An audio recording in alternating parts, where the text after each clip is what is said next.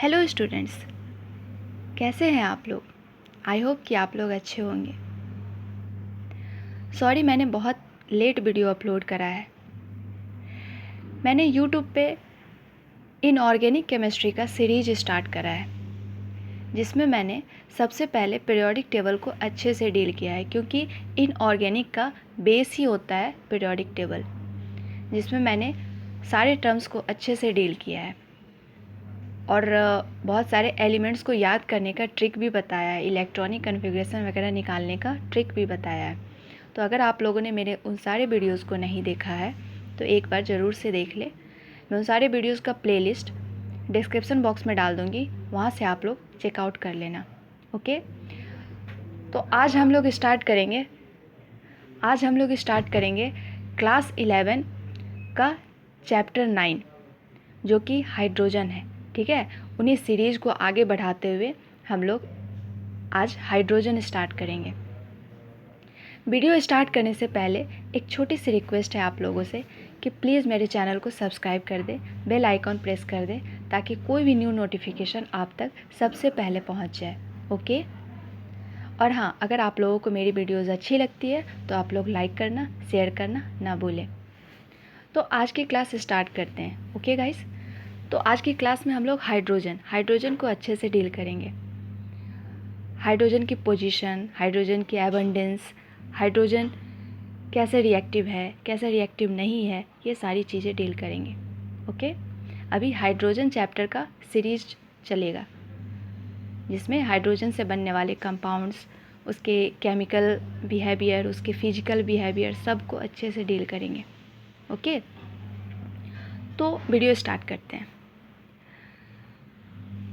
Hydrogen, जो कि हमारे पीरियोडिक टेबल का सबसे हल्का गैस होता है, सबसे हल्का एलिमेंट होता है।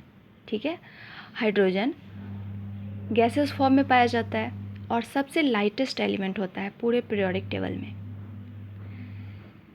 लाइटेस्ट नॉन मेटल भी होता है ये, जिसके पास 1 इलेक्ट्रॉन होता है, 1 प्रोटॉन होता है, लेकिन नंबर ऑफ न्यूट्रॉन 0 होता है। मतलब कि हाइड्रोजन का एटॉमिक नंबर भी 1 होता है और एटॉमिक मास भी 1 होता है। एटॉमिक मास मतलब कि number of neutron plus number of proton. क्योंकि इसमें नंबर ऑफ न्यूट्रॉन नहीं पाया जाता, इसीलिए सिर्फ नंबर ऑफ प्रोटॉन की वजह से इसका एटॉमिक मास 1 होता है। ओके, ये मोस्ट एबंडेंस होता है यूनिवर्स में, 70% of total mass of universe. ठीक है, अगर बात कर ले इसके रिएक्टिविटी की, तो ये एटॉमिक फॉर्म में मोस्ट रिएक्टिव होता है in comparison to molecular form. Molecular form में ये रिएक्टिव लेस होता है। क्यों? क्योंकि ये बॉन्डिंग का फॉर्मेशन किए हुए रहता है अपने ही एटम के साथ, जैसे H2। यहाँ पर 1s ओवरलैपिंग होता है। ठीक है, जिसकी वजह से ये बॉन्डिंग इन दोनों के बीच में स्ट्रांग होता है, जिसको ब्रेक करना थोड़ा मुश्किल होता है। इसी वजह से ये लेस रिएक्टिव होता है। ये अपने अंदर से इलेक्ट्रॉन को ईजिली लूज़ नहीं करता है मॉलिक्यूलर फॉर्म में। ठीक है, वहीं पर बात करें एटॉमिक फॉर्म में, तो ये ईजिली इलेक्ट्रॉन लूज़ कर देता है, जिस वजह से ये एटॉमिक फॉर्म में ज़्यादा रिएक्टिव होता है। अगर हाइड्रोजन की पोजीशन की बात करें हम लोग पीरियोडिक टेबल में, तो ये कभी कभी अल्काली मेटल की तरह बिहेव करता है और कभी कभी ये हेलोजन की तरह बिहेव करता है। इट मीन्स कि इसका पोजीशन कंट्रोवर्शियल है, अभी तक इसका पोजीशन डिसाइडेड नहीं है। ठीक है, हम लोग आज डिस्कस करेंगे कि ये अल्काली मेटल से और हेलोजन से कैसे रिजेंबल करता है, कौन सा ऐसा कैरेक्टर है जो कि अल्काली मेटल से भी बिहेव करता है और कौन सा ऐसा कैरेक्टर है जो कि हेलोजन से भी बिहेव करता है। तो हम लोग पहले रिजेंबलेंस इसका पढ़ेंगे अल्काली मेटल के साथ। अल्काली मेटल मतलब ग्रुप 1, एस ब्लॉक का ग्रुप 1 में जो आने वाले एलिमेंट है उसके साथ ये रिजेंबल करता है। उसमें सबसे पहले हम लोग देखेंगे इलेक्ट्रॉनिक कन्फिग्रेशन। जैसे अल्काली मेटल्स का इलेक्ट्रॉनिक कन्फिग्रेशन क्या होता है, उसके एस सब सेल में लास्ट में 1 इलेक्ट्रॉन होना मस्ट है। उसी तरह हाइड्रोजन में भी 1 इलेक्ट्रॉन लास्ट में होना मस्ट है। जैसे कि यहाँ पर lithium 2s1, sodium 3s1, potassium 4s1, same as hydrogen 1s1। Okay, second जो इसका कैरेक्टर है जो कि रिजेंबल करता है अल्काली मेटल से, वो है इलेक्ट्रोपॉजिटिव कैरेक्टर। ठीक है, इलेक्ट्रोपॉजिटिव कैरेक्टर मीन्स कि अपने अंदर से वैसा मेटल जो अपने अंदर से 1 इलेक्ट्रॉन लूज कर दे ईजिली। तो यहाँ पर हाइड्रोजन भी अपने अंदर से 1 इलेक्ट्रॉन ईजिली लूज कर देता है, इसीलिए ये अल्काली मेटल से रिजेंबल करता है। जैसे कि सोडियम Na, इसमें से 1 इलेक्ट्रॉन लूज कर दिया, Na+ आयन का फॉर्मेशन कर दिया, तो उसी तरह हाइड्रोजन 1 इलेक्ट्रॉन लूज करके H+ आयन का फॉर्मेशन करता है। Okay. Third one is oxidation number. जैसे अल्काली मेटल का ऑक्सीडेशन नंबर +1 होता है, उसी तरह हाइड्रोजन का भी ऑक्सीडेशन नंबर +1 होता है जब ये अल्काली मेटल से रिजेंबल करता है। Okay. Reaction with non metal, इसका जो फोर्थ कैरेक्टर है जो कि अल्काली मेटल से रिजेंबल करता है वो है रिएक्शन विथ नॉन मेटल। जैसे अल्काली मेटल नॉन मेटल के साथ रिएक्शन करता है, उसी तरह हाइड्रोजन भी नॉन मेटल के साथ रिएक्शन करता है। जैसे कि यहाँ पर H2O है, तो अगर हम सोडियम की बात करें तो सोडियम का ऑक्साइड क्या होता है, Na2O।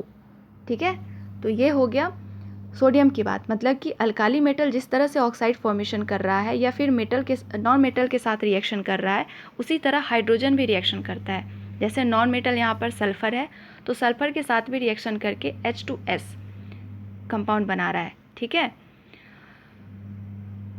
और फिफ्थ जो कैरेक्टर है वो है रिड्यूसिंग नेचर। मतलब कि हाइड्रोजन को अगर रिएक्शन कराया जाए मेटल ऑक्साइड के साथ, तो वो मेटल को रिड्यूस कर देता है। मतलब कि उसके पास प्रॉपर्टी है मेटल को रिड्यूस करने का। जैसे यहाँ पर हमने एग्जांपल लिया है कॉपर ऑक्साइड, जिसको हाइड्रोजन से हम लोगों ने रिएक्शन कराया, तो हाइड्रोजन ऑक्सीजन के साथ वाटर का फॉर्मेशन कर लिया, मतलब ऑक्साइड का फॉर्मेशन कर लिया, और कॉपर को रिमूव कर दिया, रिड्यूस कर दिया। ठीक है, तो ये सारी बातें हो गई अल्काली मेटल से हाइड्रोजन कैसे रिजेंबल करता है। अब हम लोग पढ़ेंगे कि हाइड्रोजन हेलोजन से कैसे रिजेंबल करता है। इट मीन्स कि नॉन मेटल के जैसा कैसे बिहेव करता है ये हेलोजन। सबसे पहले उसमें हम लोग कैरेक्टर देखेंगे इलेक्ट्रॉनिक कन्फिग्रेशन। ठीक है, इलेक्ट्रॉनिक कन्फिग्रेशन, जैसे हेलोजन का हम इलेक्ट्रॉनिक कन्फिग्रेशन कितना होता है 1 -1, मतलब कि ये हमेशा 1 इलेक्ट्रॉन गेन करना चाहता है।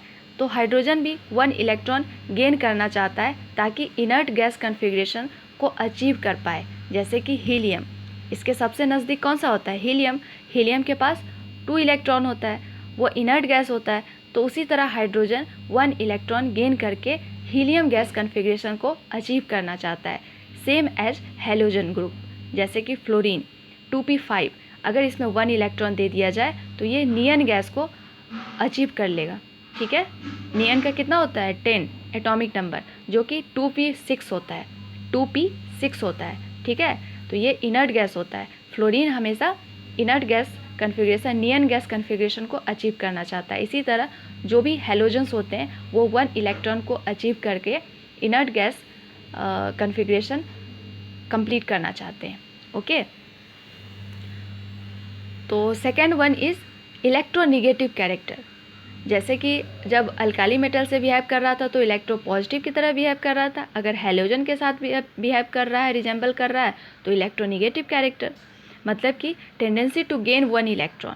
ठीक है, इलेक्ट्रोनिगेटिव मतलब tendency to gain 1 electron, same as halogen. जैसे फ्लोरीन 1 इलेक्ट्रॉन अगर ले लिया तो F- का फॉर्मेशन कर दिया, मतलब कि इसके पास टोटल 10 इलेक्ट्रॉन्स हो गए जो कि नियन गैस को अचीव कर रहा है।